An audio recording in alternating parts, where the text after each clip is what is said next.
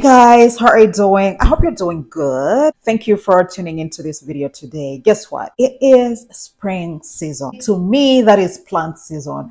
I really do love when spring comes around. During winter time, we barely see any kind of green because most of the leaves fall. When it fall season, literally most of the plants fall, die, dry, everything like that. Until spring comes, that we kind of see some type of life of nature outside, and I love it. It's just always amazing. But personally, I do love plants. That's why I always have plants in my living space. So inside the house, I'll always have natural plants. Outside, I do have a very small backyard, so I don't do much. I would rather have the little space I have to have grass on it. So I don't have like a flower garden over there.